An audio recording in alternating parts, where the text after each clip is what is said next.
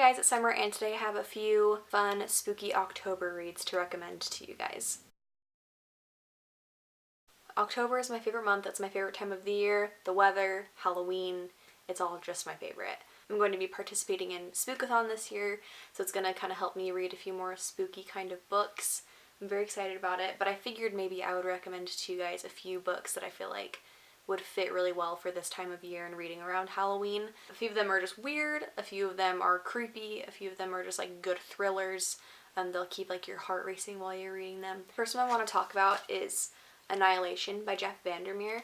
This is the trilogy bind-up, so I've only read the first book so far. I've heard the next two are also very creepy and just like make you feel weird, but the first one I can say from experience was one of the scariest books I've ever read. It just made me feel so weird, and my heart was racing the whole time I was reading it, and I was like scared to turn the page to like read what happened next. This is about a group of women scientists that get sent into this area called Area X. Previous expeditions and teams that have been sent in there have returned with really bad cancer. They've died in there, they've turned on each other, just like weird things have happened to everybody. So you're following one of the female scientists as they go in, but you don't know anybody's names, you just know them as like the biologist, the surveyor. But just weird, creepy shit happens in this book. It's a little bit dense to get through, so I'd maybe recommend this to somebody who is into heavy sci-fi, but it's creepy as shit.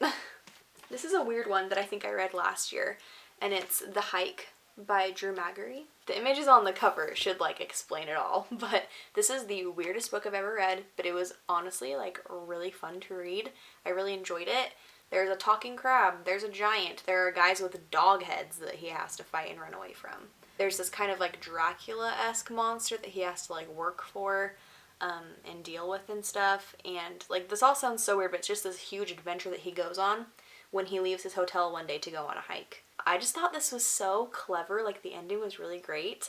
It's a fairly short book, so you can get through it pretty quick if you want that. I really don't want to say too much else about it though. Like, it's so weird, but it's kind of like that fun, nonsensical kind of vibe maybe that would be fun for Halloween time. So, The Hike, definitely recommend. This is one of my favorite books of the year so far, and it's The Turn of the Key by Ruth Ware. If you just want a really good thriller with some great plot twists and some creepy stuff happening in a smart house with some kids, one of which is like evil, read this. It's great.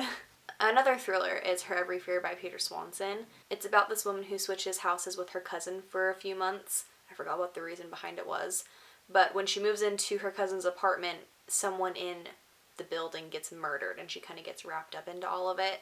I just really love how Peter Swanson like unveils a murder and like kind of talks you through how it happened and stuff. Like, it's just really interesting and really well done. So this was a really fun thriller. I listened to the audiobook of this and it was really great. Same with Ruth Ware and The Hike. Next I'm going to recommend a series of books, and that is the Every Heart a Doorway Wayward Children series by Seanan McGuire. These are great for any time of year, honestly. I feel like these could end up like on any recommendations list that I tell you about. They're just so like well-rounded and just like fit so many things, and they just make you feel so happy when you read them. At least they make me feel happy when I read them.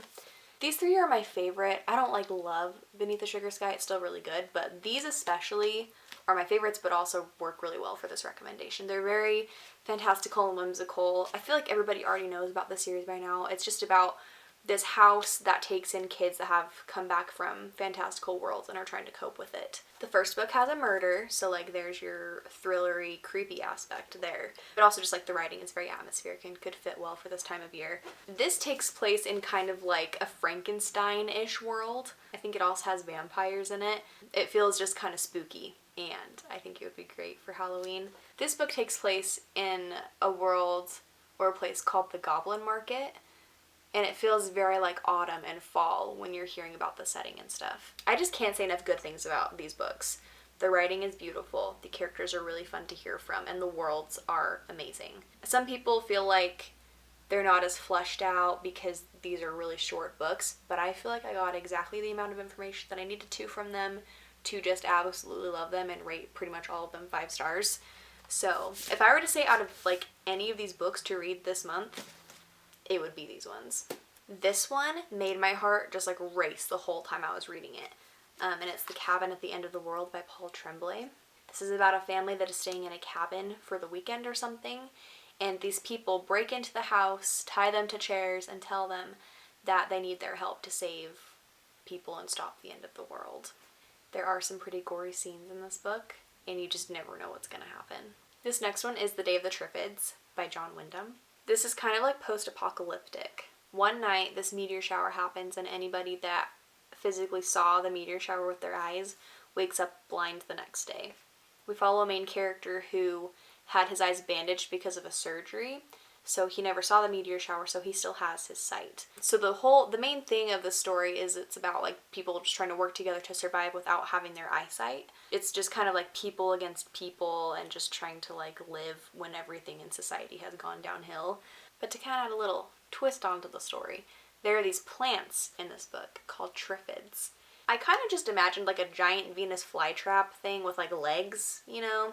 But they're these like really smart man-eating plants that after this whole thing has happened and like society goes downhill and there's no more government and stuff, there's no one to take care of these triffids or keep them contained anymore, so the triffids are breaking out and eating people. So it kind of has some like suspense to it.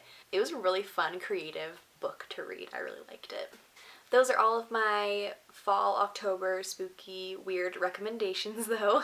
Let me know your recommendations down below because like these are some of my favorite types of books to read, even not just during this time of year.